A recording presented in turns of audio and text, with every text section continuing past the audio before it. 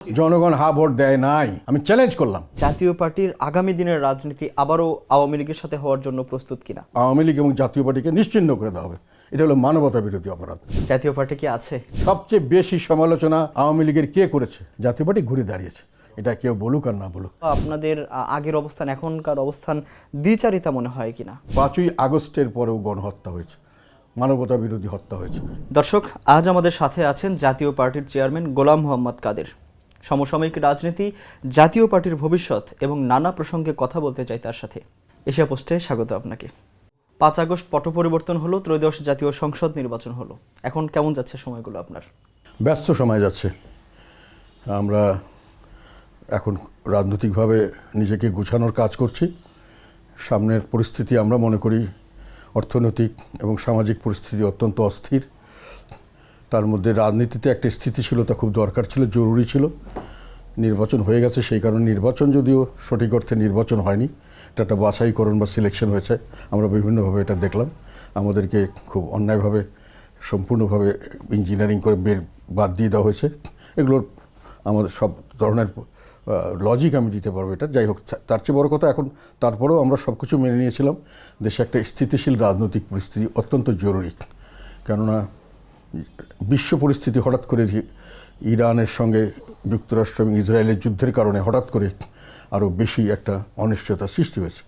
তো এখন অস্থিরতার মাঝে অনিশ্চয়তা, এখন অস্থিরতা মানে একটা কম্পনের মতো, ভূমিকম্প। সেটাতে যে অনিশ্চয়তাটা হলো যে এই ভূমিকম্পে কি আমরা সম্পূর্ণ ধ্বংস হয়ে যাব, নাকি ভূমিকম্প ঠিক হয়ে আমরা আবার স্বাভাবিক জীবনযাপন করতে পারবো। তো সেটার দিকে সারা দেশবাসীকে এগিয়ে যেতে হবে।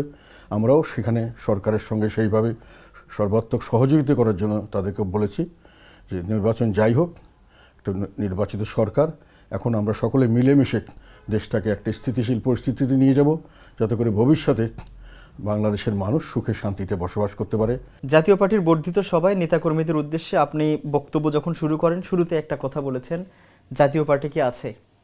আপনার কাছেই জানতে চাই, জাতীয় পার্টি কি আছে? এটা বলেছিলাম এই কারণেই যে আমি যখন নির্বাচনটা হয়ে গেল এবং স্বাভাবিকভাবে একটা প্রচারণা নির্বাচনের আগের থেকে করা হচ্ছিল, জাতীয় পার্টি এবার আর থাকবে না, জাতীয় পার্টিতে কেউ যাচ্ছে না, অনেক কয়েকটা সংবাদপত্র উদ্দেশ্যমূলকভাবেই এখন বুঝতে পারি যেটা আগের থেকে পরিকল্পিত ছিল যে আমাদেরকে সম্পূর্ণভাবে হারিয়ে দেওয়া হবে। এটা বিভিন্ন লেভেল থেকে আমরা শুনতে পেরেছিলাম, কিন্তু আমরা ধারণা করতে পারিনি যেটা সম্ভব হবে এইভাবে। তো যাই হোক, সেই জন্য আমরা এটাকে পাত্তা দেয়নি। তো যখন নির্বাচন হয়ে গেল এবং আমাদেরকে, আমার মতো মানুষকে, যেখানে রংপুরে আমাদের ব্যাপক জনপ্রিয়তা, এবারও নির্বাচনের আগে আমি ব্যাপক সাড়া পেয়েছিলাম সাধারণ লোকের কাছে, অন্য সববারের চেয়ে বেশি এবার সাড়া পেয়েছিলাম আমি। তারপরে যখন আমাদেরকে হারিয়ে দেওয়া হলো না, শুধু আমাদের জামানত বাজেয়াপ্ত হলো এবং সারা দেশময় প্ল্যান্ড ওয়েতে আমাদের 1%-এর নিচে একটা ভোট দেখানো হলো।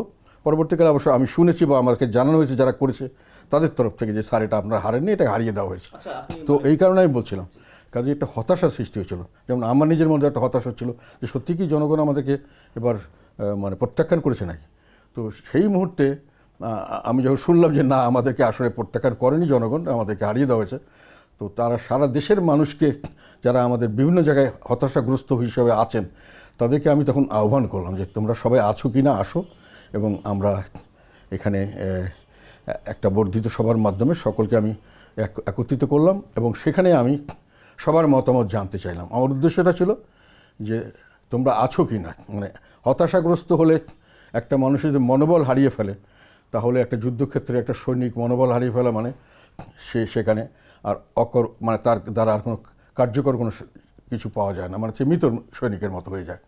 তো আমি মনে করলাম যে সারা দেশবাসীর কাছে আমি জানতে চাই, আমার দলের লোকের কাছে, সারা দেশ থেকে যারা এসছে, তোমরা এখন আছো কি না, তোমরা জীবিত আছো কি না। সেটা জীবিত থাকার অর্থ হলো তোমরা হতোদ্যম হয়েছে কিনা, মানে হতাশা হয়েছে কিনা, হতাশাগ্রস্ত আছো কিনা। এবং আমি ওটা বলেছিলাম, যারা আসেনি কোনো কারণ ছাড়া তারা হতাশাগ্রস্ত, এবং তাদেরকে আমি ধরে নিব যে তারা ভবিষ্যতে সৈনিক হিসাবে খুব একটা কার্যকরভাবে ভূমিকা পালন করতে পারবে না। সেইভাবেই তাদের আমি নেতাকর্মীদেরকে ডেকেছিলাম, তাদের হতাশার থেকে বেরিয়ে এসে সত্যিকার অর্থের বিষয়টি তাদের জানানো এবং তাদেরকে হতাশা থেকে বাইরে এসে সামনের উজ্জ্বল ভবিষ্যতের দিকে তাদেরকে নজর দেওয়ার জন্য।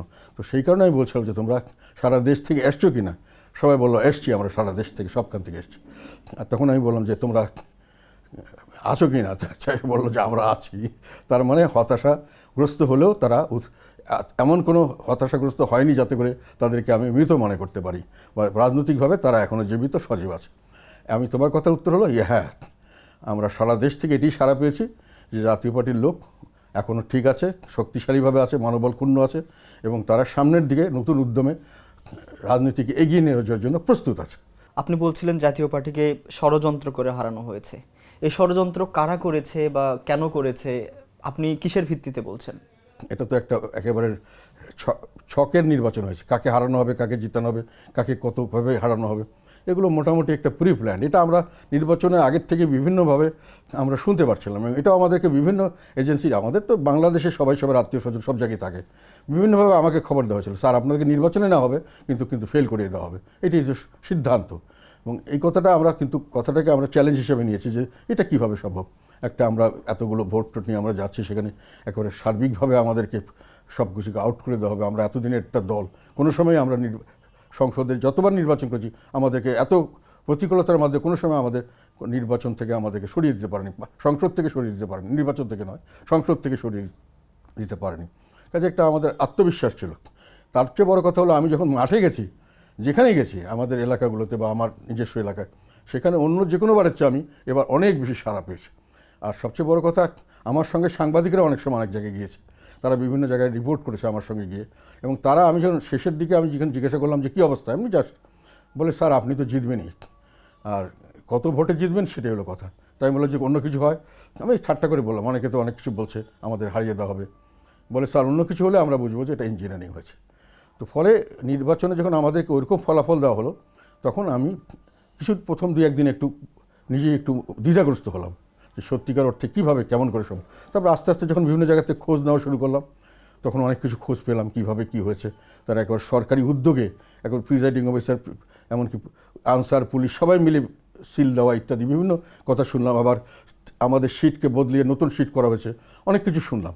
তার চেয়ে বড় কথা হলো, ঢাকায় ফিরে আসার পরে আমাকে যারা এই কাজে জড়িত ছিলেন, একটা খুব গুরুত্বপূর্ণ দায়িত্ববান একজন মানুষ, তার একজন খুব ক্লোজ আত্মীয়কে দিয়ে আমাকে খবর দিয়েছেন যে স্যারকে এটা বলবেন যে ওনাকে হারিয়ে দেওয়া হয়েছে, উনি হারেন নাই, এবং এটাতে আমরা খুব দুঃখ পেয়েছি, আমরা এটাকে বাধা দিতে পারিনি, কিন্তু আমরা এটার পক্ষে ছিলাম না।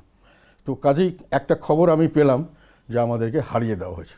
এই নির্বাচনী ষড়যন্ত্রের অভিযোগ যেহেতু আপনি তুলছেন, অভিযোগটার তীর আসলে কার দিকে, কারা ষড়যন্ত্র করছে? সে সময় তো অন্তর্বর্তী সরকার ক্ষমতায় ছিল, আবার এখন ক্ষমতায় আসছে বিএনপি সরকার। সেক্ষেত্রে আপনার অভিযোগের তীর আসলে কার দিকে? না, যখন ক্ষমতায় যারা ছিলেন তারাই ইঞ্জিনিয়ারিং করেছেন মেইনলি, যে যাই করে থাকুক, বেনিফিশিয়ারি যেই হোক, আমরা ধরবো যে ওখানে ক্ষমতায় ছিলেন, যার অধীনে ছিল, কারণ এত ব্যাপকভাবে ইঞ্জিনিয়ারিংটা হয়েছে যেটা শুধু দুই একটা সেন্টারে তা নয়, এটা সারা দেশব্যাপী সমস্ত সেন্টারে সবভাবেই সেখানে, যেমন কাকে কোথায় পাস করানো হবে এটাকে প্রি ডিসাইডেড ছিল। এটা এখন সবাই জানে, মোটামুটি যারা নির্বাচন করেছেন বা নির্বাচন সংশ্লিষ্ট ছিলেন, বা কর্মকর্তা কর্মচারী, এগুলো তো অনেকে আমাদের আত্মীয় স্বজন, সবাই বলেছেন, সবাই জানেন যে এটা হয়েছে। কাজে এত বড় একটা ইঞ্জিনিয়ারিং তো একটা সরকারের বাইরে কেউ করতে পারবে না। এটা বিএনপিকে ক্ষমতায় আনার জন্যই তারা করেছে। অফকোর্স তাদের হয়তো অন্য উদ্দেশ্য প্রথমে থাকতে পারে, যে কোনো কারণে হোক সেই উদ্দেশ্য তারা করতে পারেনি, বিএনপিকে এনেছে। বিএনপি একটা মধ্যপন্থী দল, দেশে একটা তখন আমাদের অবস্থার সৃষ্টি হয়েছে যে আওয়ামী লীগের পক্ষে, আওয়ামী লীগ যখন নেই, আমাদেরকে যখন মাঠে আসতে দিচ্ছে না, তখন বিশাল সংখ্যক একটা জনগোষ্ঠী মানুষের ভীত সন্ত্রস্ত হয়ে গেছে যে আমরা কি আবার একটা সাম্প্রদায়িক শক্তির হাতে পড়ে গেলাম কিনা, আমাদের চাকরি বা মেয়েরা বিশেষ করে চাকরি বাকরি করতে পারবো কিনা, খেলাধুলা করতে পারবো কিনা, আমরা গান বাজনা করতে পারবো কিনা, সারা দেশময় একটা নানান ধরনের একটা মানুষের মধ্যে একটা আশঙ্কা সৃষ্টি হয়েছিল যে আমরা কি স্বাভাবিক যে বাঙালি জীবনযাত্রা, আমরা যে বাংলাদেশের লোক যেভাবে চলি সেভাবে চলতে পারবো কিনা, এবং সেইভাবে খেতে খামারে মেয়েরা কাজ করতে পারবে কিনা, মানে স্কুল কলেজে তারা ঠিকমতো পড়াশোনা করতে পারবে কিনা, এইসব নিয়ে একটা আশঙ্কা সৃষ্টি হয়ে গেছে। সেই সময় আমরা সবাই চাচ্ছিলাম যে একটা মধ্যপন্থী দল ক্ষমতায় আসুক, অন্ততপক্ষে দেশটা একটি স্থিতিশীলতা হোক, তারপরে আমরা আবার পরবর্তীকালে যা করার তা করব।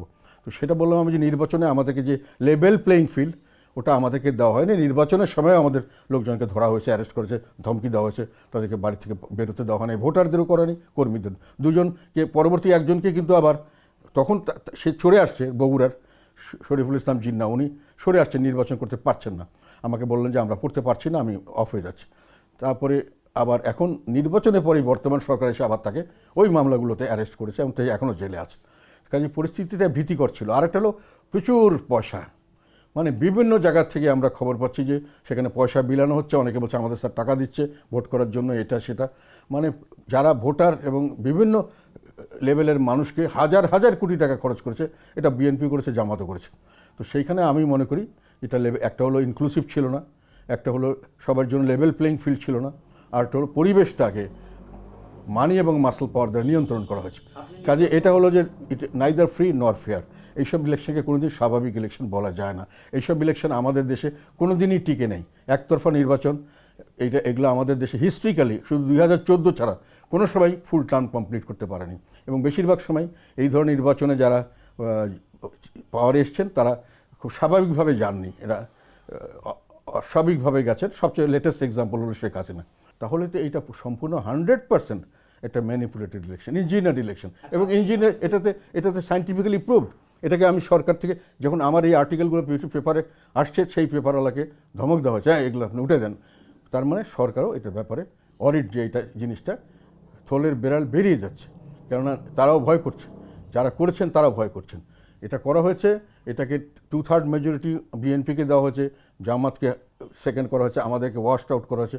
আমাদেরকে ওয়াশড আউট তো আমি বললামই যে আমাদের ব্যালট পেপারই তারা নতুনভাবে করেছে, রেজাল্ট পেপার এটা যারা করেছে তাদের মধ্যে থেকে আমাকে বলেছে। তারা হয়তো এখন এই সময় হয়তো তারা নিজেরা স্বীকার করবে না, কিন্তু সময় আসলে সবাই স্বীকার করবে। কিন্তু ঘটনাটা হলো যে এটা ফেয়ারও হয় নাই, ফ্রি হয় নাই, এবং এটা নির্বাচন হয়নি, এটা একটা বাছাইকরণ হয়েছে, সিলেকশন হয়েছে। তো সেইটাই হলো বড় কথা। আমরা তবুও মেনে নিয়েছি যে দেশে একটা স্থিতিশীলতা দরকার, এবং একটা মধ্যপন্থী দল ক্ষমতা আসছে, আমরা তাকে ক্ষমতায় থেকে দেশটাকে একটা মানুষ খেয়ে পড়ে বাঁচুক, এইরকম অবস্থা যেন দেশটা দাঁড়ায়, এটা সকলের দায়িত্ব। আপনার দলের যিনি সেক্রেটারি উনিও একই অভিযোগ তুলেছেন এশিয়া পোস্টের একটা আয়োজনে, বলেছেন নির্বাচন ইঞ্জিনিয়ারিং করা হয়েছে। আজকেও আপনি বলছেন।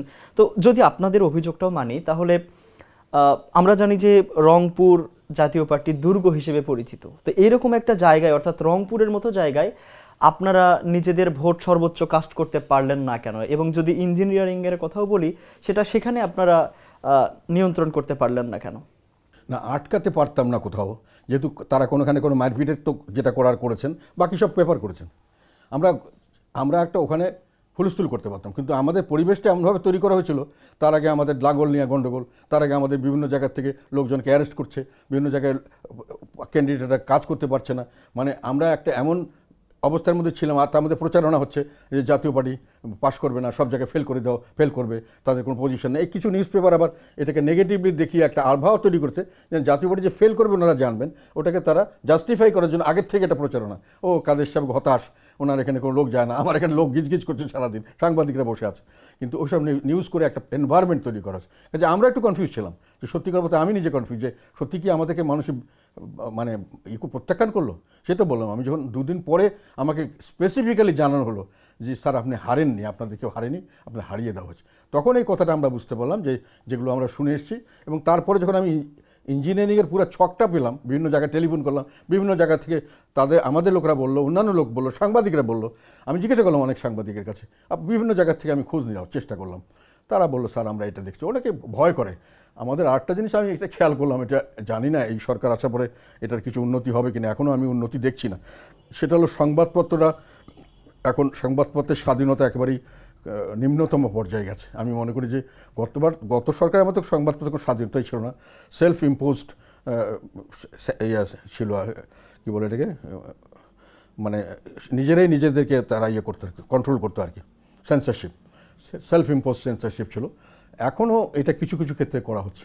যেমন আমার বক্তব্য মেইন টেলিভিশনে দেখায় না, বা আমার কোনো কিছু লেখা তারা কোনোখানে ছাপতে চায় না, আমাকে বাইরে পাঠাতে হয়, দেশের বাইরে অনেক সময় ছাপাতে হয়, যে সত্য কথাগুলি যাতে জনগণের কাছে না আসে তার জন্য একটা এফোর্ট আছে। এবং এই সরকারের আমলেও এখন পর্যন্ত, যেমন লাস্ট আমি নির্বাচনের সম্পর্কে যে লাস্ট লিখেছি, যে আর্টিকেলটা লেখা হয়েছিল ইংরেজিতে, সেটাকে আমি বাংলা করে আবার ছাপতে গেছি, কেউ ছাপতে পারে না। যে আগেরবার ছাপছিল সেও দেখলাম এবার ভয় পাচ্ছে, মানে তাকে নানান ধরনের একটা যে কোনোভাবে হোক একটা কোনো ধরনের হয়তো ধমকি দেওয়া হচ্ছে।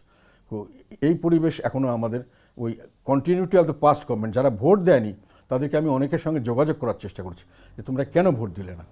অনেকে অনেক কথা বলেছে, তার মধ্যে একটা কথা হলো, সেটা হলো স্যার একই জিনিস তো, কে হেড হবে আর কে টেল হবে একই জিনিসের, এটা নিয়ে আর কি কম্পিটিশন আছে, কোনো পরিবর্তন তো হবে না। অনেকের ধারণা হলো যে ইউনূস সাহেবের পরে যে গভর্নমেন্ট আসছে, এটা যেহেতু ইউনূস সাহেবের পাতানো খেলার নির্বাচন হয়েছে, কাজে এটা খুব বেশি পরিবর্তন তারা আশা করছেন। অনেকে আবার এই আশঙ্কা করছেন যে না কোনো না কোনোভাবে স্যার দেখবেন আবার ইউনূস সাহেব চলে আসে কিনা প্রেসিডেন্ট হিসেবে। মানুষ এটাও একটা আশঙ্কা করছে। এটা তো একসময় আমরা আশা করতাম। ইলেকশনটা যদি আমরা না করতাম কী হতো, আমরা ইলেকশনের বাইরে থাকতাম। কথার কথা বলছি, আওয়ামী লীগ ইলেকশনের বাইরে আছে, প্রচুর মানুষ ইলেকশনের বাইরে আছে। এখন তো দেখা গেলো ভোটারের মধ্যেও প্রায় 85% ভোটার কোনো ভোটই দেয়নি, তারাও বাইরে আছে। এটা কি স্বাভাবিক বিষয়? এটা কি দেশের মানুষ কোনো সময় গ্রহণ করেছে? আগে কোনো সময় গ্রহণ করেনি। মানুষের চাইবে, এবং সবচেয়ে বড় কথা দেশের মানুষ গ্রহণ করত যদি সুশাসন দেখত, যদি এরপরে এসে যেইভাবেই সরকার আসুক তারা যদি দেশের মানুষের প্রত্যাশাকে পূরণ করতে পারতো। এখনও যদি সরকার পারে, যদি মানুষের মনে করে না শেখ হাসিনার চেয়ে আমরা এখনই ভালো ছিলাম। এর আগে পর্যন্ত আমরা শুনেছি, এমন কিছুদিন আগে পর্যন্ত আমি শুনেছি, এখনও শুনছি যে আমরা আগেই ভালো ছিলাম। মানে অর্থ হলো, আমি এটা আরও আগে বলছি, এখনও বলছি, এটা আমি আওয়ামী লীগকে সমর্থনের জন্য বলছি না, আমার ব্যক্তিগত অভিজ্ঞতার, দীর্ঘদিনের রাজনীতির অভিজ্ঞতা বা একটা কমন সেন্স থেকে বলছি। যে মানুষ বলছে যে আমরা আগেই ভালো ছিলাম, সে জুলাই আন্দোলনকে সম্পূর্ণভাবে সে প্রত্যাখ্যান করছে, এবং সে একই সঙ্গে সে এটাও সম্পূর্ণভাবে সে শেখ হাসিনাকে সমর্থন দিচ্ছে। যে লোক বলছে আমি আগেই ভালো ছিলাম, যতক্ষণ পর্যন্ত মানুষের মুখ থেকে আগেই ভালো ছিলাম এই কথাটা না সরে যাবে, ততক্ষণ পর্যন্ত এই শেখ হাসিনার একটা বড় ধরনের ভূমিকা বাংলাদেশের রাজনীতি থাকবে। এটা আমরা যতই চাই বা না চাই, তাকে যতই ঘৃণা করি বা না করি, এইটা বাস্তবতা। এটার সঙ্গে আমি আওয়ামী লীগের সাপোর্টার হতে হবে না। আমি নিজের থেকে অবজারভেশন, যে বলছে আমি তাকে জিজ্ঞাসা করছি তুমি কেন বলছো ভালো, শেখ হাসিনার সময় তো অনেক অত্যাচারিত হয়েছে, অনেক আন্দোলন করছি আমরা, তোমরা ছিলাম।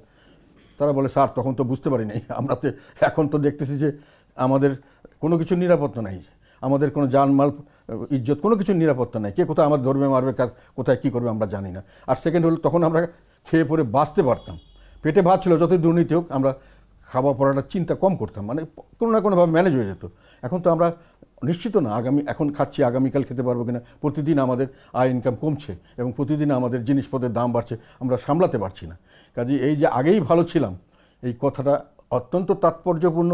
যত বেশি লোক এই কথাটা বলবে, তত বেশি লোক জুলাই আন্দোলনকে প্রত্যাখ্যান করছে। জুলাইয়ের যেটাই এরা বলুক, কী বলে, জুলাইয়ের চেতনা ফেতনা সবই সারা প্রত্যাখ্যান করছে যারা এর কথা বলছে, এবং একই সঙ্গে তারা শেখ হাসিনাকে সমর্থন জানাচ্ছে। এটা একটা বড় জিনিস। আপনি যেহেতু শেখ হাসিনার কথা বললেন, তাহলে শেখ হাসিনা নিয়ে একটু জানি। যে শেখ হাসিনার সাথে আপনার একটা ফোন আলাপ বেশ আলোচনায় আছে, এই ফোন আলাপের সূত্রটা আসলে কিভাবে হয়েছিল? তার পক্ষ থেকে আপনার কাছে কল এসেছিল নাকি আপনিই কল করেছিলেন? সেটা এই ধরনের ডিটেল কিছু বলার কিছু নেই। এটা আমি একজন রাজনৈতিক দলের নেতা, উনি একজন রাজনৈতিক দলের নেতা, আমিও ওনার সঙ্গে মন্ত্রী ছিলাম, একটা পার্সোনাল পারিবারিক পরিচয় আছে। এটা কথাবার্তার যে কোনোভাবে যে কোনো সময় হতে পারে, এগুলো ডিটেল নেওয়ার কিছু যায় আসে না। তবে কমিউনিকেশন উনি করছেন সারা দেশের লোকের সঙ্গে, এবং এটা নতুন কিছু কথা নয়। তারেক রহমান এর আগে যখন ছিলেন, উনিও তারা দলের লোকের সঙ্গে সারাক্ষণ কথা বলতেন, অন্য দলের সঙ্গে বলতেন। অনেকে এই জন্য শাস্তিপ্রাপ্ত হতো, আমরা অনেক সময় ভয় করতাম কথা বলতে। আমি মনে করি এই কালচার থেকে বেরিয়ে আসা হচ্ছে। এটা বাস্তবতা হলে উনি বলবেনই, এবং ওনার লোকেরা তার সঙ্গে কথা বলবেই, এবং উনি অন্যান্য দলের সঙ্গে কথা বলবেন। এটা হলো স্বাভাবিকত্ব। আমরা এটাকে নিয়ে শাস্তি দিয়ে হলে জোরাজুরি করে এটা ঠেকিয়ে কোনো লাভ হয় না, এবং ঠেকানো উচিত নয়। স্বাভাবিক রাজনীতিতে কোনো সময় এটাকে বাধাগ্রস্ত করার কোনো অর্থ হয় না। আপনাদের ফোন আলাপ নিয়ে যখন আলোচনা চলছে, এই আলোচনার পরে কি আবারও ফোন আলাপ হয়েছে কিনা সেই বিষয়ে? না, এখন আর আমি নতুন করে আলাপ করার এখন পরিবেশ দেখছি না, কারণ দরকার মনে করছে না। এখন যেটা দাঁড়িয়ে গেছে, এরা কতগুলো কাজ করছে যেটা আমি মনে করি জনগণের জানা উচিত। মানে অনেক সময় অনেক কিছু শাস্তি দেওয়া হচ্ছে। পুলিশের কথা দিয়ে শুরু করি। পুলিশ অনেককে কী বলে এটাকে, মানবতা বিরোধী অপরাধে ফাঁসি দিচ্ছে পুলিশকে। রাজনৈতিক নেতাদেরকে দিয়েছে, সেটা আমি পরে আসছি। শেখ হাসিনাকে দিয়েছে, এটা আমি বলতে চাই না, সেটা বিচার আছে। আমি লয়ার না, তবে আমি ল মেকার, এবং দীর্ঘদিন আমি আইন সম্পর্কে লেখাপড়া করতে হয়েছে। যেহেতু পার্লামেন্টে আমি ছিলাম, বিভিন্ন লয়ের ব্যাপারে আলাপ করতে। আর মানে বংশগতভাবে কিন্তু আমার ফাদার লয়ার ছিলেন, আমার দাদা লয়ার ছিলেন, আমার নানা লয়ার ছিলেন। তার ল সম্পর্কে আমি নিজেও পড়াশোনা করেছি কিছু। তো কাজেই আমি কতগুলো জিনিস বলতে পারি যেটা পরবর্তীকালে এগুলো আসবে। যেমন কথা হলো যে, এটা আমি একটা কালকে কয়েকদিন থেকে স্টাডি করে একটা জিনিস বলি, যেটাকে বলা হয় যে যেটাকে মানবতা বিরোধী অপরাধ। এটার মধ্যে অপরাধের মধ্যে একটা হলো হত্যা ও গণহত্যা, বেসামরিক জনগণকে সুপরিকল্পিতভাবে হত্যা করা, এটা মানবতা বিরোধী অপরাধে একটা পড়ে। আরেকটা পড়ে আমাদের সঙ্গে সংশ্লিষ্টতা, সুপরিকল্পিত আক্রমণ, রাজনৈতিক, জাতিগত বা ধর্মীয় কারণে সাধারণ মানুষের উপর ব্যাপক আক্রমণ। তো এখন এগুলোর উপর বেসিস করে এখন এগুলো দেওয়া হচ্ছে। এখন কিন্তু যারা আন্দোলনকারী তারা বলছেন আমরা নাশকতা করেছি, এখন নাশকতাকে রক্ষা করা কিন্তু পুলিশের দায়িত্ব, সেখানে কিন্তু সে গুলি করতে পারে। আবার তারা বলেছে আমরা মানুষ হত্যা করেছি, মানুষ হত্যা বন্ধ করা কিন্তু পুলিশের দায়িত্ব, সেখানে কিন্তু তারা পৃথিবীর বিভিন্ন দেশে তারা গুলি করতে পারে। তাদেরকে যদি মানুষকে রক্ষা করার জন্য তারা গুলি করতে পারে।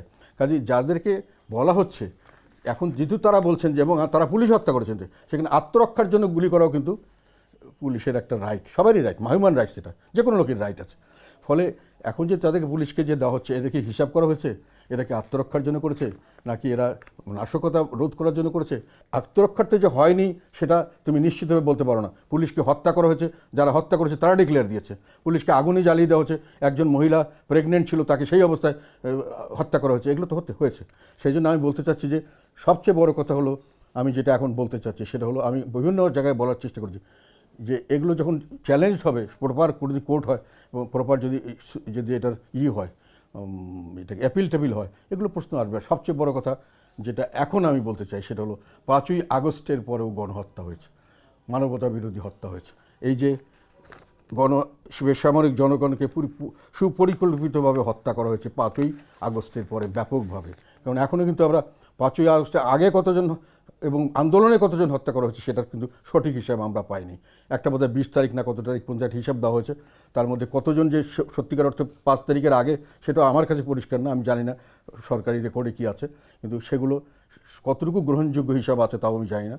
অনেকেই সত্যিকার অর্থে যে তারা পুলিশের সেই দিন আন্দোলনে মারা গেছে এই ধরনের নিয়েও সন্দেহ আছে বলে আমি অনেকের কাছে শুনেছি।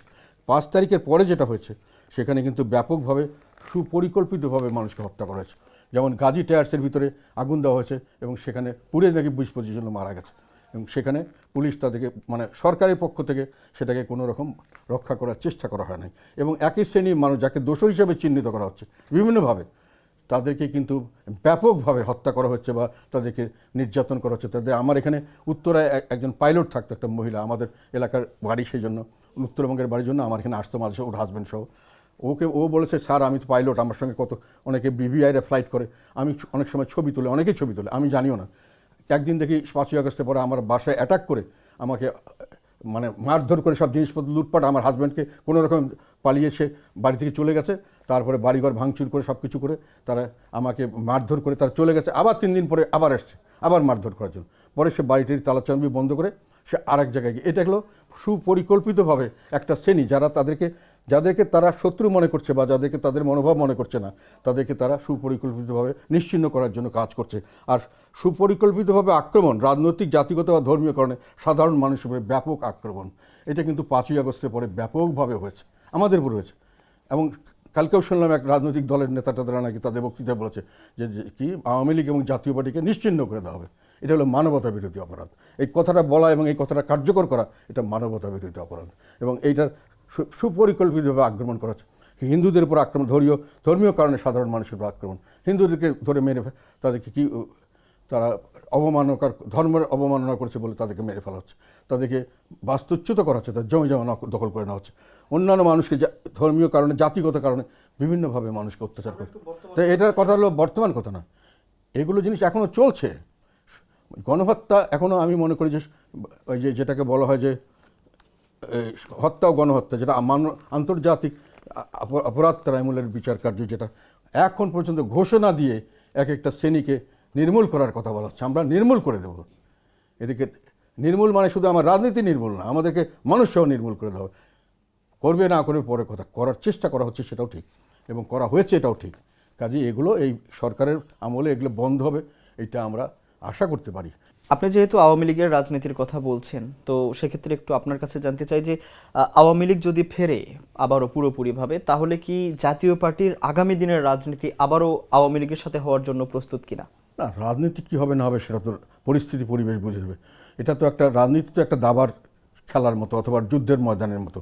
পরিস্থিতি বুঝে তোমাকে অ্যাকশন নিতে হবে, তুমি কোথায় চাল দিবে, সে কী চাল দিবে তার উপরে তোমাকে বাঁচতে হলে কী করতে হবে সেটা দেখতে হবে, তুমি আক্রমণ করতে গেলে কী করতে হবে সেটা অবস্থার বিরুদ্ধে প্রেক্ষাপটে হবে। আর রাজনীতিতে আওয়ামী লীগের আগমন, এটা একটা কমন সেন্স যাদের আছে, এবং এখনকার ইলেকশন রেজাল্ট দেখার পর তো আমি তো মোর দ্যান শিওর, আমি তো অনেক দিন থেকে রাজনীতি করি, আমরা পাকিস্তান আমল থেকে রাজনীতি দেখে আসছি, আওয়ামী লীগকে ফেরাতে হচ্ছে সময়ের ব্যাপার। এটা কোনো ক্রমেই আওয়ামী লীগকে ধ্বংস করতে পারবে না, কোনো ক্রমেই আওয়ামী লীগকে বাদ দিতে পারবে না। যারা এটা বলছেন এরা বোকার স্বর্গে বাস করছেন। এটা বাস্তবতা বিবর্জিত কথা। পাকিস্তান আর্মি তাদেরকে পারেনি। হয়তো সমস্যাটা হলো যে এখন তারা একটা বেকায়দা আছে যে কোনো কারণে হোক, কিন্তু তাদের সাংগঠনিক শক্তি আছে। সবসময় তারা ডাক দিলে মানুষ এখন আসবে। আর যেটা সমস্যা, আমি আওয়ামী লীগের সমর্থক হিসেবে বলছি না, বাস্তবতা দেখে বলছি। এবং তাদের এখন যেটা তাদের সবচেয়ে বড় সমস্যা ছিল যে জনগণ তাদেরকে প্রত্যাখ্যান করেছিল, যার জন্য তারা লাস্টে দাঁড়াতে পারেনি। সেখানে কিন্তু জনগণের সেই অনুভূতি এখন রিভার্স হয়ে যাচ্ছে। আমি বললাম না, যারা বলছে আগেই ভালো ছিলাম, এই সংখ্যা কিন্তু কম না। এই যে আমি বলছি 11 কোটি লোক ভোট দেয়নি, এর মধ্যে একটা বিশাল সংখ্যক মানুষ আছে যারা আওয়ামী লীগকে ভোট দিতে হয়তো আওয়ামী লীগ আসলে। কাজেই খালি 2 কোটি ভোট নিয়ে এই সরকার বিরোধী দল সব চলছে। কাজেই এইটার একটা অবাস্তব কথা যে আমরা এই 2 কোটি লোক, এই 11 কোটি লোককে ইগনোর করবো। 11 কোটি লোকের সবাই আওয়ামী লীগ করবে তা নয়, হয়তো অনেক আনডিসাইডেড আছে নানান কারণে, হয়তো আমাদেরকেও অনেকে ভোট দিতে পারে সামনের দিকে, কিন্তু একটা বড় অংশ আওয়ামী লীগের জন্য আছে, এটা কোনো সন্দেহ নাই। আপনাদের বিভিন্ন বক্তব্য বা আরও বিভিন্ন কারণে হয়তো বা বলা হয়ে থাকে, অনেকেই বলে থাকেন যে জাতীয় পার্টি আওয়ামী লীগের বি টিম। তো এইরকম বক্তব্য যখন আপনাদের দিকে আসে, এর উত্তরে আপনারা কি বলেন বা এই বিষয়টাকে কিভাবে দেখেন? সত্য দিয়ে মোকাবেলা করি।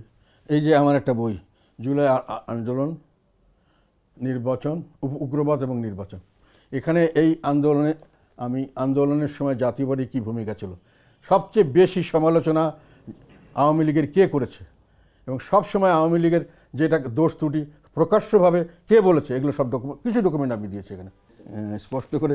জুলাইতে কী কী ভূমিকা ছিল তোমাকে বলি, তাহলে তুমি জুলাই থেকে, তুমি যদি 1 তারিখে, জুলাইয়ের 1 তারিখে, এইটাই বললাম যে আমাদেরকে মানুষে এমনভাবে করেছে। 1 তারিখে তোমার হয়েছে, 1 তারিখে আমাদের আন্দোলনটা শুরু হয়েছে অফিসিয়ালি বলা যায়। তারা করেছিল কোটা সংস্কার আন্দোলন। ওটা একটা কারণ ছিল যে তারা কোটা পদ্ধতিটা উঠে গেছিলো, আবার হাইকোর্টে একটা রিট করাতে হাইকোর্ট আবার শোকজ করেছে এবং মানুষের ধারণা করছে যে সরকার ইচ্ছা করে হেরে যাওয়ার জন্য এটা করছে, যে সরকার হেরে গিয়ে কোটা পদ্ধতি আবার পুনর্বহাল করবেন এবং সেখানে মুক্তিযোদ্ধাদের নাতি সবার জন্য দিবেন। তো 3 তারিখে পার্লামেন্টে দাঁড়িয়ে আমি বলেছিলাম যে এইটা কোটা সংস্কার আন্দোলন নয়, এটা হলো বৈষম্যের বিরুদ্ধে আন্দোলন। আওয়ামী লীগ যে বৈষম্য সৃষ্টি করেছে সারা দেশময় বিভিন্নভাবে, এবং এই মুক্তিযোদ্ধার চেতনা এবং মুক্তিযোদ্ধাদের দিয়ে একটা বৈষম্য সৃষ্টির একটা হিসাব ওনারা একটা উপলক্ষ বা অছিলা তৈরি করেছেন, তাদের নিজস্ব লোককে বানানোর জন্য মুক্তিযোদ্ধা বানিয়ে তাদেরকে সুযোগ সুবিধা দেবেন। এবং সেই মাধ্যমে এবং আমি এটা বলেছিলাম, এটা স্টুডেন্টদের কোটা সংস্কার আন্দোলন নয়, এটা হলো ছাত্র জনতার বৈষম্য বিরোধী আন্দোলন। সেখানে এটা বলেছিলাম যে ছাত্র জনতার বৈষম্য বিরোধী আন্দোলনে আমাদের ইতিহাস বলে যে বাঙালি জাতির বিশেষ বৈশিষ্ট্য হলো বৈষম্য বিরোধী আন্দোলনে বাঙালি জাতি কোনোদিন পিছুপা হয় নাই, কোনোদিন কোনো ত্যাগ স্বীকার করতে কোনোদিন পিছুপা হয় নাই। যে কোনো ত্যাগ স্বীকার করে অর্জন করা পর্যন্ত তারা ফাইট করে গেছে, এটা বাঙালি, এবং এইবারও তারা এটা করবে। এটা আমার বক্তব্য রেকর্ডের আছে এবং বিভিন্ন জায়গায় দেখানো হচ্ছে এবং পেপারে এসছে। এই যে কোটা বক্তব্যের বাইরে দলীয় অবস্থান কেমন ছিল? আচ্ছা আমি বলছি। তারপরে এর পরের দিন প্রত্যেক দিন এই যে তাদের হত্যা করা হচ্ছে, তাদেরকে নিরপরাধ লোককে গুলি করে মারা হচ্ছে, তাদের বিচার করা উচিত, এই যে কী করা হয়েছে, তার শোক দিবস পালন করা হচ্ছে, প্রত্যেকটা জিনিস আমি প্রত্যেক দিন বলেছি এবং প্রত্যেকটা পেপারে এসছে, এবং তাদের বিচার হওয়া উচিত। তাদেরকে নিরপরাধ লোককে মারা হচ্ছে, নিরস্ত্র লোককে গণহত্যা করা হচ্ছে, আমি বলেছি। কিন্তু তখন তো আর আমি জানতাম না। পরবর্তীকালে যখন বোঝা গেল যে জামাত বলল যে এটা একটা মেটিকুলাস ডিজাইন, যখন প্রথমে ইউনূস সাহেব বললেন, এবং এই সমন্বয়করা এটা করেছে, এটার মাস্টার মাইন্ড, এবং এই জন্যই আমাদের এমপ্লয়ার এবং আমাদের গার্জিয়ান, কাজে ওনাদের কথা মানে প্যারালাল একটা অ্যাডমিনিস্ট্রেশন। তখন জামাত আবার বললো যে এদেরকে আমরা অস্ত্রশস্ত্র সব সুযোগ সুবিধা যা কিছু দেওয়ার দিয়েছি, আমরা পিছনে ছিলাম। আমরা চাইতাম না যে জনগণ এটা জানুক, যার জন্য যাতে করে জনগণের পার্টিসিপেশনটা আসে। আপনি জুলাই আন্দোলন নিয়ে অনেক সময় অনেক রকম কথা বলেছেন। আমি যদি একটু স্পষ্ট করে জানতে চাই যে জুলাই আন্দোলনে আপনার এবং জাতীয় পার্টির দলীয় অবস্থান এবং কার্যক্রম আসলে কেমন ছিল? সমস্ত জায়গায় নির্দেশ ছিল যে স্টুডেন্ট ফ্রন্ট তারা সরাসরি আন্দোলনে অংশগ্রহণ করবে উইথ ব্যানার, আর বাকি সবাই, যেহেতু আন্দোলনকারীরা বলছেন তারা রাজনৈতিক দলকে চাচ্ছেন না, বাকি সবাই আন্দোলনে অংশগ্রহণ করবেন এবং সেখানে ব্যানার ছাড়া তারা অংশগ্রহণ। রংপুরে যেহেতু আমাদের ছাত্র সংগঠন এবং পার্টি খুব জোরালোভাবে ছিল, এগুলো আমি এখানে লিখেছি, সেখানে রংপুরে আমাদের 2 জন কর্মী শহীদ হয়েছে, 2 জন গুলি খেয়ে মারা গেছেন। এই 4 জনকে অ্যারেস্ট করা হয়েছে, টর্চার করা হয়েছে, তারা জেলে ছিল, তারা ওই 5 তারিখের পরে মুক্তি পেয়েছে। প্রায় 100-150 মানুষের বিরুদ্ধে মামলা ছিল, তারা পালিয়ে বেড়াতো। রংপুরে শুধু, অন্যান্য জায়গায় বিভিন্ন জায়গায় আমাদের লোকরা মার খেয়েছে, ধরেছে, ছাড়েছে। আপনি বলছেন জুলাই আন্দোলনের পক্ষে আপনি বক্তব্য দিয়েছেন, আবার আপনার দলের অবস্থানের কথাও আপনি বললেন, দল কার্যক্রম কর্মসূচিও পালন করেছে। যদি এটাই হয় তাহলে জুলাই আন্দোলনের মূল বেসিকটা ছিল তো সংস্কার, কিন্তু আমরা 5ই আগস্টের পরে আপনার বিভিন্ন বক্তব্য দেখেছি যেটা সংস্কারের বিপক্ষে। তাহলে আপনার কথা বা আপনাদের আগের অবস্থান এখনকার অবস্থান দ্বিচারিতা মনে হয় কিনা? আমি বলেছি সংস্কার হতে হবে, যেটা উনি বলছিল যে এটা কি বলে একটা কমিটি করেছিল না, সবাইকে মিলে ঐক্যমত। আমি বলে ঐক্যমত করতে হবে। সংস্কার যে কোনো সরকার যদি আপনি দীর্ঘস্থায়ী করতে চান তাহলে এটা ঐক্যমত হতে হবে। ওনারা আমাদেরকে বাদ দিয়েছে, আওয়ামী লীগকে বাদ দিয়েছে। দেশের জনসংখ্যার 50 ভাগের বেশি লোককে বাদ দিয়ে আপনি একটা ঐক্যমত করছেন। তারা যা ভালো করেন মন্দ করেন, আমার কথা হলো এটা প্রথমে অগ্রহণযোগ্য, কারণ আপনি ঐক্যমত কমিশন করছেন যেখানে অনৈক্যমত সৃষ্টি করছেন, অর্ধেক লোককে বাদ দিয়েছেন। অর্ধেক লোককে আপনি রাজনৈতিক অধিকার দেবেন না, তাদেরকে সামাজিক যে একটা কোনো নাগরিক অধিকার দেবেন না, তাদের মতামতের কোনো দাম দেবেন না, তা সেটা তো কোনো সংস্কার হবে না। সে সংস্কার কোনো দিনই টিকবে না। আমি এখনও বলছি যে সংস্কার তারা করেছে, অনেক ভালো ভালো সংস্কার আছে। আমি সংস্কারের জন্য আলাদাভাবে করেছিলাম, আমি মনে করছিলাম ওনাদের সঙ্গে কথা বলবো, ওনাদেরকে অ্যাপ্রোচও করেছিলাম। সেই ঐক্যমত কমিশন আমাদের কথা শুনেনি। এমন আমি বললাম যে ঠিক আছে, দরকার নেই, আমি সাংবাদিক সম্মেলন করে ঘোষণা দিয়েছি, আমি এটা একটা কপি দিয়ে আপনারা অন্তত বিবেচনা করবেন। ওনারা এটা গ্রহণও করেননি, ওনাদের একটা কর্মচারীকে দিয়ে এটা অ্যাকসেপ্ট করেছেন। তো আমার এগুলো ওই সংস্কারের প্রস্তাবগুলো আমার এখানে। আমার কথা হলো সংস্কার আমরা চাই। আমার আর্টিকেলে লিখেছি, আমার আন্দোলন সবসময় বলেছি, আমি আন্দোলনের সময় বলেছি এই সংবিধানটাই আমাদের দেশের সরকারকে করে ফেলে, বেশি এক নায়কতন্ত্রের দিকে নিয়ে যায়। এটা আমার অনেক আর্টিকেল আছে এসব ব্যাপারে, এখন থেকে না, প্রায় 15-20 বছর থেকে আমি রেগুলার লিখে আসছি, আরও বেশি আগের থেকে। তো এটা পরিবর্তন করা দরকার। কী পরিবর্তন করে সেটাও আমি সাজেশন করেছি অনেক সময়। তো এখন কথা হলো যেটাই পরিবর্তন করেন এটাকে ঐক্যমত হতে হবে। যে কোনো সংস্কার দেশের বেশিরভাগ মানুষকে গ্রহণযোগ্য করাতে হবে। আপনি অর্ধেক লোককে দিয়ে কিছু সংস্কার করলেন, কিছুটা নিজের মতের করলেন, কিছুটা কথা শুনলেন, আর জনগণকে, যেটা সবচেয়ে বেশি আমি বিরোধিতা করেছি, সেটা হলো জনগণকে একটা প্রতারণার মধ্যে ফেললেন। প্রতারণাটা কীরকম, যে আমি ঐক্যমত কমিশন করে হ্যাঁ না ভোট দেবো, এটা সম্পূর্ণভাবে সংবিধান সব কিছু, এবং এটাতে জনগণ জানে না কি হ্যাঁ কোথায় ভোট দিচ্ছে কোথায় না দিচ্ছে। এটার জন্য কয়েক শত কোটি টাকা খরচা করলেন। কি উদ্দেশ্য কি? তখন আমি বলছি যে উদ্দেশ্যটা হলো পরবর্তীকালে আমি তখনও বলেছিলাম, পরবর্তী সবাই স্বীকার করেছে, উদ্দেশ্যটা হলো যে সরকারি ক্ষমতায় আসুক তাদেরকে তারা ক্ষমতা দেবেন না। এই সংস্কারের নামে, জুলাই সনদের নামে ঝুলিয়ে রাখবেন, বলবেন যে এরা পাওয়ার পেলেও তো এরা করবে না, যেহেতু এটা আমরা নিশ্চিত হতে চাই করার জন্য এই সরকারি যতদিন পর্যন্ত এটা বাস্তবায়ন না হয় ততদিন পর্যন্ত সরকার ক্ষমতা ছাড়বেন না। আমি বলেছি যে এটি হলো যে ডেঞ্জার পয়েন্ট। ওরা হাঁ না ভোটের মাধ্যমে একটা হাঁ করিয়ে নেবেন, তারপর বলেন জনগণ আমাদের ম্যান্ডেট দিয়েছে। জনগণ কিন্তু বুঝলো না কি ম্যান্ডেট দিল। আমার কথা হলো যতই ভালো সংস্কার হোক, এটা সব অল পার্টি যদি অ্যাকসেপ্ট না করে, আপনি যতভাবেই পার্লামেন্টে পাস করেন, যেখানেই করেন, এটা কোনোদিন গ্রহণযোগ্য হবে না। আলটিমেটলি এটা আবার চেঞ্জ হবে। জনগণ ভোট দেয় নাই, আমি চ্যালেঞ্জ করলাম। জনগণের ভোট এখানে দেখানো হয় নাই, এখানে কারচুপি করে কতগুলো ভোট দেখানো হচ্ছে। আমি জোর করে বললাম এটা, কারণ আমি হিসাব দেখেছি কেমন করে 60-70% ভোট তারা দিতে পারে। যখন তারা বেশি না দেখাতো, তারা যদি দেখাতো 1 কোটি লোক ভোট দিয়েছে, তার মধ্যে জনগণ ম্যাক্সিমাম দিয়েছে, তাহলেও আমি বুঝতে পারতাম। ভোট দেয়নি, ভোট দিয়েছে 1.5 কোটি 2 কোটি লোক, আর আপনি দেখাচ্ছেন 7.5-8 কোটি লোক ভোট দিয়ে ফেলছে। এখানেই তো বড় বড় ফাঁক। আপনি একটা বক্তব্যে বলেছেন আওয়ামী লীগের নিষেধাজ্ঞা প্রত্যাহার করে মূল ধারায় আওয়ামী লীগের রাজনীতিতে ফিরিয়ে না নিয়ে আসলে বাংলাদেশে স্থিতিশীলতা আসবে না। তো আওয়ামী লীগের রাজনীতিতে ফিরলেই স্থিতিশীলতা আসবে, বা তাদের রাজনীতিতে না আসলেই স্থিতিশীলতা আসবে না, এই কথা আসলে আপনার যৌক্তিকতাটা জানতে চাই। না, এটা তো আনতে হবে। এটা স্থিতিশীলতা আসার পরিবেশ সৃষ্টি হবে যদি আমরা সেভাবে ব্যবস্থা নিতে পারি। যেমন বিএনপির টপ লিডার সবাই বলেছিল যে আমরা কোনো দলকে নিষিদ্ধ করার পক্ষে নেই, আমরা সবাইকে নিয়েই করব। এটাই ছিল কারেক্ট স্ট্যান্ড। আপনি সবাইকে আসতে দেন। একটা কথা কি, গণতন্ত্র মানে যেটা আমরা বুঝি যে গণতন্ত্র মানে আমি সুযোগ পেয়েছি যে কোনোভাবে ক্ষমতায় যাব এবং যে কোনোভাবে ক্ষমতা ধরে রাখবো, এটা গণতন্ত্র নয়। গণতন্ত্র মানে আমি পরিবেশ সৃষ্টি করব এবং মানুষে আমাকে ভোট দিয়ে ক্ষমতায় নেবে। আমি গণজন ভোট দেবে না, আমি চলে যাব, আবার চেষ্টা করব নেক্সট টাইম।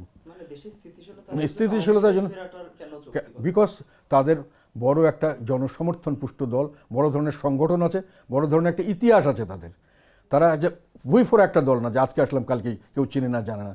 এদেরকে 3rd 4th জেনারেশন পর্যন্ত আছে। আজকে যারা আওয়ামী লীগ করছে তাদের হয়তো দাদার বাবা আওয়ামী লীগ করতো। কাজে এরা কিন্তু আওয়ামী লীগ ভালো মন্দ কিছু জানে না, এটা ধর্মের মতো। আওয়ামী লীগকে আমরা ভোট দিই, কাকে ভোট দাও কেউ জানে না। আওয়ামী লীগের নেতাকে আমরা ভোট দিই, কে কে নেতা জানে না। আমি 70 ইলেকশনে আমি প্রিজাইডিং অফিসার ছিলাম, এটা একটা এক্সাম্পল আমার মনে আছে, এই জন্য আমি বলতে চাই, এগুলো রেকর্ড থাকা ভালো। 70 ইলেকশনে আমি তখন প্রথম চাকরিতে ঢুকেছি, আমি ফেব্রুয়ারিতে ঢুকেছি, ইলেকশনটা 70 ইলেকশন হলো, আমাকে করা হলো। আমি জুনিয়র মোস্ট ম্যান ছিলাম presiding, because I was senior most person as an officer. আমি তখন ফার্স্ট ক্লাস অফিসার ছিলাম ইঞ্জিনিয়ার হিসেবে। তখন আমি যখন একটা নিতাইগঞ্জ, নারায়ণগঞ্জ, আমি নারায়ণ ডকের কাজ করতাম, ওখানকার সেন্টারের আমি প্রিজাইডিং অফিসার। বুড়া টুড়া মানুষ এসে ওখানে, তখন আওয়ামী লীগ থেকে দাঁড়িয়েছিলেন ওই জোহার সাহেব, ওই যে আমাদের নাসিম উসমান, শামী ওদের বাবা আর কি, উনি ছিলেন, ওনার ফাদার উসমান সাহেব খুব বিখ্যাত মানুষ ছিলেন, কিন্তু ওনাকে বেশিরভাগ মানুষ তখন চিনত না আমার জানা মতো, তখন আমি যেটা দেখেছি। কিন্তু মানুষের যে ভোট দিতে আসছে তারা বলছে আমরা শেখ মুজিবকে ভোট দিতে চাই, মানে শেখ মুজিবকে ভোট দিয়েছে তখন। কাজে এটা বুঝতে হবে যে আওয়ামী লীগের মানুষ ওই ধরনের মানুষই আছে, এখনও আছে, যারা ওই ধরনের বিশ্বাস করে যে তারা কিন্তু দল বা নেতার কে আছে, কে ক্যান্ডিডেট সেটা বড় কথা নয়, নৌকা মার্কা বড় কথা নয়, আমার নেতাকে ভোট দিচ্ছে, তখন দিচ্ছে ওটাকে। তো ওই ধরনের পরিবেশ অনেক দিন থেকে 3-4 জেনারেশন হয়ে গেছে, বললাম না, দাদার বাবা আমার আওয়ামী লীগ, কোথাও আমি আওয়ামী লীগ কেন করে জানি, হ্যাঁ না, এই জন্য তাদের একটা শক্তি আছে। এখন এত বড় একটা শক্তিকে তুমি রাজনীতি থেকে বাইরে রাখবে, তোমাকে শক্তি প্রয়োগ করতে হবে, বল প্রয়োগ করতে হবে, এবং সেটা তো স্বাভাবিকভাবে হবে না, তারাও তো বল প্রয়োগ করবে। তুমি যখন তাকে নিশ্চিহ্ন করতে চাইবে তখন তোমাকেও সে নিশ্চিহ্ন করতে চাইবে, এবং তার যদি সেই শক্তি থাকে তাহলে করবে। পাকিস্তান আর্মিকে তারা দমিয়ে দিয়েছে, যতই কিছু খারাপ বলো ভালো বলো, পাকিস্তান আর্মিকে তারা দমিয়ে দিয়েছে। কাজেই এটা আওয়ামী লীগকে আন্ডার এস্টিমেট করছে যারা করছেন, ওনারা রাজনীতির খুব একটা ধারণা তাদের মধ্যে, আমি মনে করি তাদের মধ্যে অভিজ্ঞতার অভাব আছে। জাতীয় পার্টি থেকে অনেক নেতাই অনেক সময় চলে গেছেন, অনেক দলে যোগ দিয়েছেন, আবার মূল কথা এখন অনেকে নাই জাতীয় পার্টিতে, এক সময় যারা রাজনীতি করতেন। এখন যেহেতু একটা নির্বাচনে ধকলও আপনি পার হয়ে গেলেন এবং দল পুনর্গঠন করতে চাচ্ছেন, দলটা গুছিয়ে নিতে চাচ্ছেন, সেক্ষেত্রে সেই নেতাদেরকে ফিরিয়ে আনার জন্য কোনো পরিকল্পনা করছেন কিনা? আমাদের দল থেকে যারা গেছে সুবিধাবাদী লোক, একটা সরকারি দলের সুবিধাবাদী লোক থাকেই, তারা সুবিধা পেলেই আবার ওদিকে চলে যেতে চায়। এটাকে সবচেয়ে বেশি প্যাট্রোনাইজ করেছেন, আমি বললাম যে শেখ হাসিনা এবং আওয়ামী লীগ এটাকে প্যাট্রোনাইজ করেছেন। তবে লাস্টে এসে ক্যারেক্টার চেঞ্জ হয়েছে যখন ইউনুস সাহেব আসলেন। আমি যখন ইউনুস সাহেবের বিরুদ্ধে একটা অবস্থান নিলাম, তখন আবার তারা গিয়ে ইউনুস সাহেবের সঙ্গে লাইন করে তারা যেটা বলেছেন যে ইউনুস সাহেবের সঙ্গে একটা তাদের আন্ডারস্ট্যান্ডিং হয়ে গেছে, তাদেরকে সুযোগ সুবিধা দেওয়া হবে, নানান কিছু তাদের মামলা মোকদ্দমা উঠিয়ে দেওয়া হবে, তাদেরকে নির্বাচনে ফাইন্যান্সিং করা হবে ইত্যাদি কারণে আমার সঙ্গে আছেন, আমরা কাদের সাহেবকে বাদ দিয়ে একটা দল করব, জাতীয় পার্টিকে দখল করব। এই প্রক্রিয়া এখনও চলছে। ইউনুস সাহেব চলে গেছেন, এখনও এই প্রক্রিয়ার মধ্যে তারা আছেন, মানে মামলা চালাচ্ছেন বিভিন্নভাবে আমাদের নামে, মানে কোনো ধরনের হয়রানিমূলক ব্যবস্থা করছেন। যারা এসবের থেকে বেরিয়ে আসতে চান, যারা মনে করেন যে এটা ঠিক হচ্ছে না, আমরা একতাবদ্ধ থাকলেই ভবিষ্যতে ভালো হবে, তাদেরকে আমরা ওয়েলকাম করছি, আমি কাউকে বাধা দিচ্ছি না। তবে যারা এটাকে সবসময় করে আসছেন এবং ভবিষ্যতে আবার করবেন নিজের সুবিধার জন্য, তারা দেশ ও জাতির জন্য কল্যাণে রাজনীতি করেন বলে আমি বিশ্বাস করি না। আমি তাদেরকে ফেরানো নয়, শুধু যারা নিজের ভুল বুঝতে পেরে দেশের স্বার্থে রাজনীতি করবেন তাদেরকে আমি ফেরাতে রাজি আছি। দেশের স্বার্থে রাজনীতি করতে হবে, সবচেয়ে বড় দলের স্বার্থে, নিজের স্বার্থে নয়, শুধু নিজের স্বার্থের বাইরে দল করতে হবে। এটা জাতীয় পার্টিতে যারা এটার দিকে আসবেন তাদেরকে আমি ওয়েলকাম করব, বলা আছে এটা। আপনারা বীর দর্পে আপনাদের জাতীয় পার্টির কেন্দ্রীয় কার্যালয় চালু করেছেন, সেখানে আপনাদের রাজনৈতিক কার্যক্রম চালাচ্ছেন, আরও বিভিন্ন জায়গায় রাজনৈতিক কর্মসূচি আপনারা পালন করছেন, নির্বাচনে অংশ নিলেন।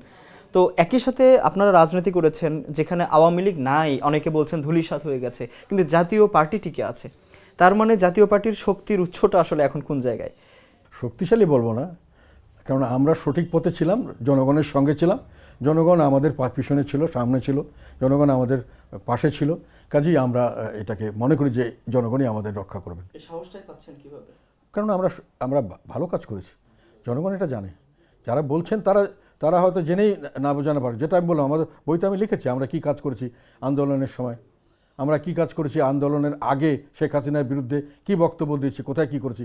আমি 14 সালের নির্বাচন আমি করিনি, আমার সঙ্গে 90% উইথড্র করেছে, এবং আমাদেরকে আমার এটা অ্যাকসেপ্ট করা হয়নি, আমার উইথড্রল লেটার। আমাকে বিনা ভোটে পাশ করিয়ে দেওয়া হবে, মন্ত্রী করা হবে, এই ধরনের অফার দেওয়া হয়েছিল, আমি সেটাও গ্রহণ করিনি।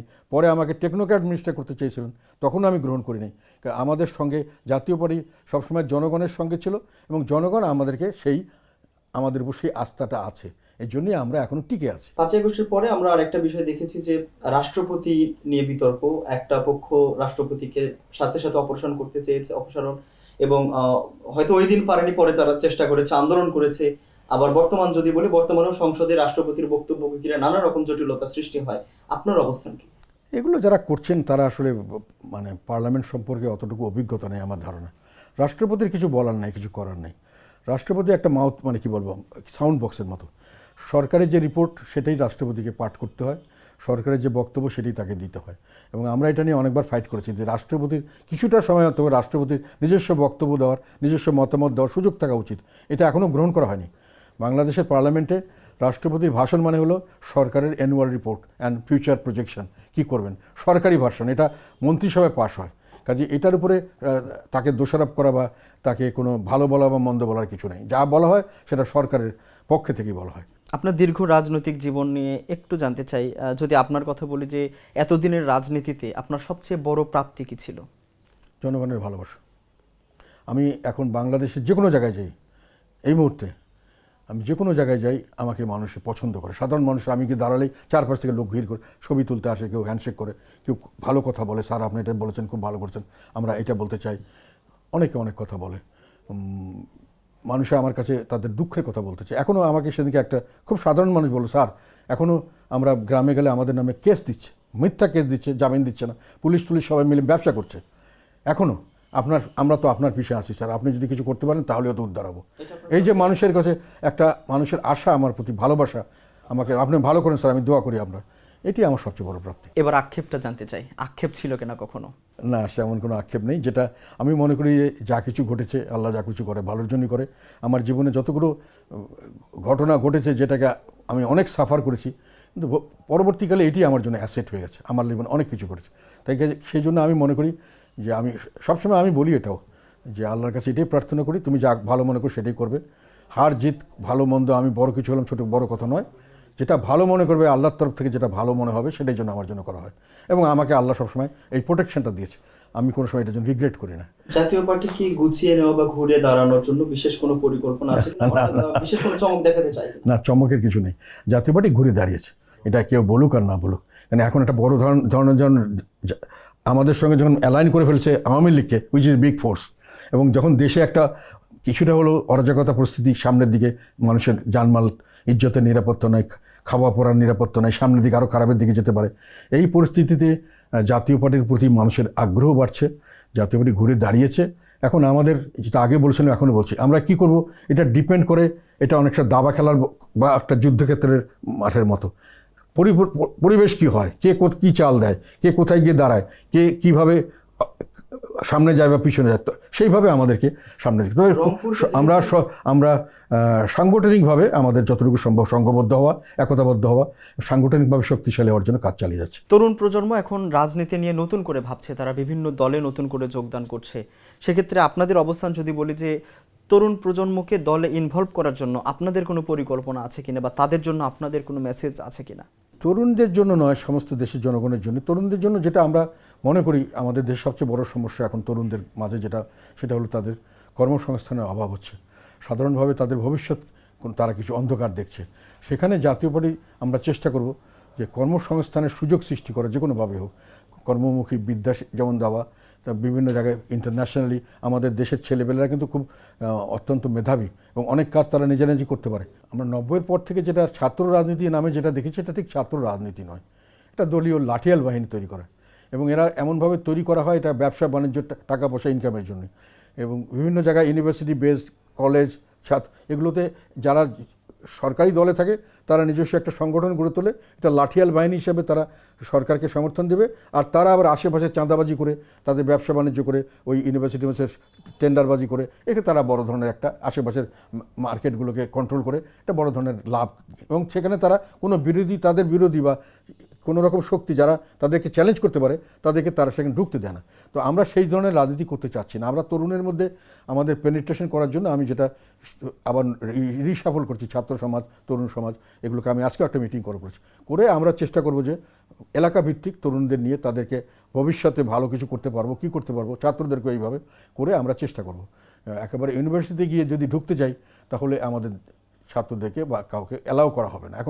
এখন মারামারি হচ্ছে ছাত্র শিবির আর ছাত্র দলবাহিতের মধ্যে। এগুলোর বেশিরভাগই হলো নিয়ন্ত্রণ করা, এলাকা নিয়ন্ত্রণ অর্থ হলো এখানে একটা ব্যবসা বাণিজ্যের ব্যাপার থাকে।